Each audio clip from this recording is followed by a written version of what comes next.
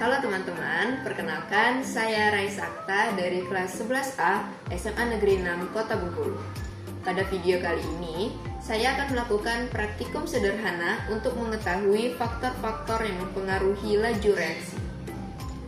Sebelum saya melakukan praktikumnya, saya akan menjelaskan apa itu laju reaksi dan tujuan saya melakukan praktikum ini. Jadi, laju reaksi adalah perubahan konsentrasi reaktan atau produk per satuan waktu. Dan adapun tujuan saya melakukan praktikum ini adalah untuk mengetahui pengaruh konsentrasi, luas permukaan bidang sentuh, suhu, dan katalis terhadap laju reaksi. Adapun alat dan bahan yang saya gunakan dalam praktikum kali ini yaitu alatnya beberapa gelas plastik, botol air mineral, sendok, balon, dan bahan yang saya gunakan ada asam cuka atau cuka dapur, baking soda, tablet effervescent, cairan pemutih pakaian, paper clip, air panas, dan air dingin. Yuk kita lakukan percobaannya. Percobaan pertama, pengaruh konsentrasi terhadap laju reaksi. Pada percobaan pertama, saya akan menyiapkan 2 botol air mineral. Botol A akan saya isi dengan 4 sendok makan cuka murni.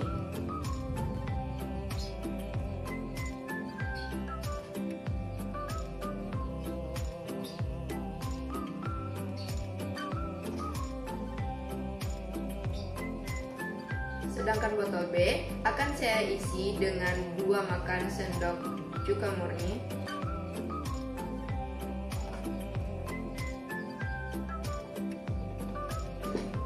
Dan saya tambahkan dengan 2 sendok makan air.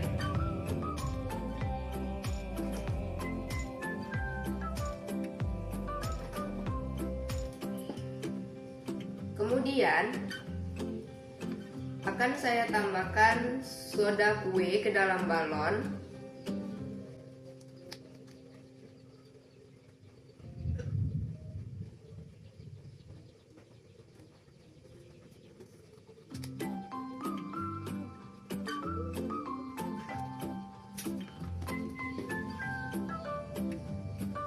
Kemudian saya akan tutup botol dengan menggunakan balon yang sudah diisi dengan 1 sendok baking soda.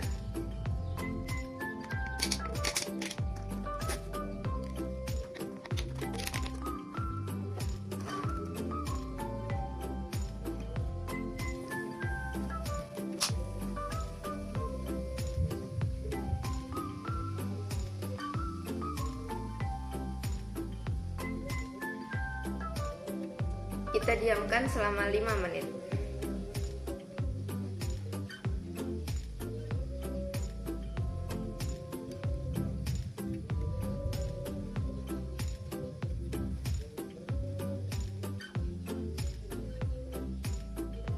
Setelah beberapa menit, reaksi pada cuka murni terlihat lebih cepat dan menghasilkan buih yang lebih banyak dibandingkan cuka encer. Terlihat juga balon pada botol yang berisi cuka murni lebih cepat mengembang dibanding balon yang berisi larutan cuka yang sudah diencerkan. Hal ini dikarenakan konsentrasi yang lebih tinggi mengandung lebih banyak partikel, sehingga peluang terjadinya tumbukan efektif menjadi lebih besar. Akibatnya, laju reaksi meningkat. Percobaan kedua, pengaruh luas permukaan bidang sentuh terhadap laju reaksi. Pada percobaan kedua, saya menggunakan 2 gelas yang telah berisi air dengan jumlah yang sama. Pada gelas pertama, saya akan memasukkan tablet effervescent dalam bentuk utuh, dan pada gelas kedua, saya akan memasukkan tablet effervescent yang sudah dihaluskan.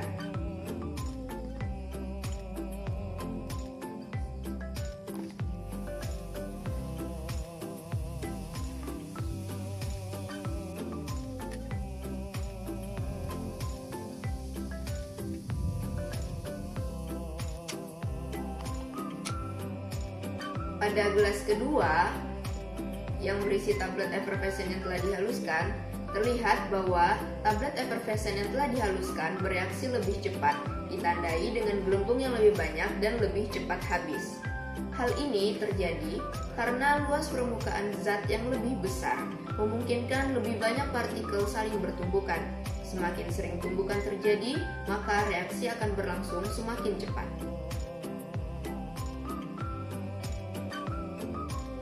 Percobaan ketiga, pengaruh suhu terhadap laju reaksi.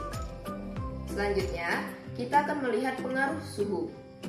Gelas A akan saya isi dengan air panas dan gelas B akan saya isi dengan air dingin dengan volume yang sama.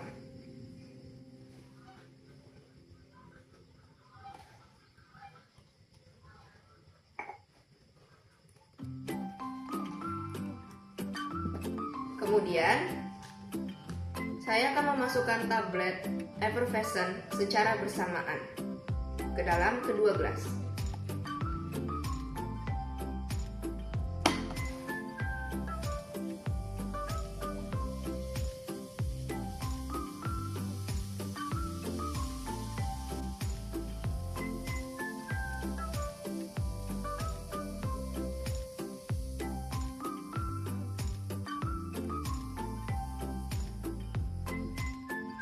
Terlihat tablet effervescent dalam gelas berisi air panas larut jauh lebih cepat dibandingkan gelas yang berisi air dingin, dan reaksi yang terjadi pun jauh lebih cepat yang dalam gelas A dibanding gelas B. Hal ini karena suhu yang lebih tinggi meningkatkan energi kinetik partikel, sehingga partikel bergerak lebih cepat dan tumbukan terjadi lebih sering. Akibatnya, reaksi berlangsung lebih cepat.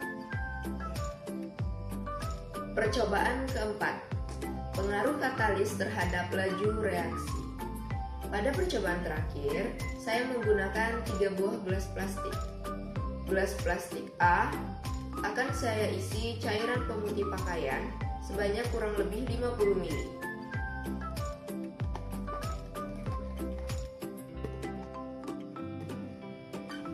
Pada gelas B akan saya isi cuka sebanyak 50 ml.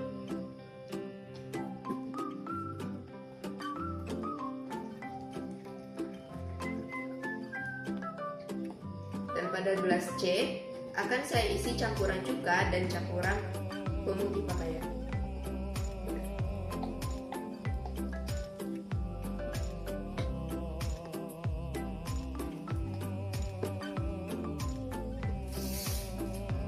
Kemudian ke dalam masing-masing gelas akan saya masukkan paper clip dan kita diamkan selama kurang lebih 5 menit untuk melihat perubahan yang terjadi.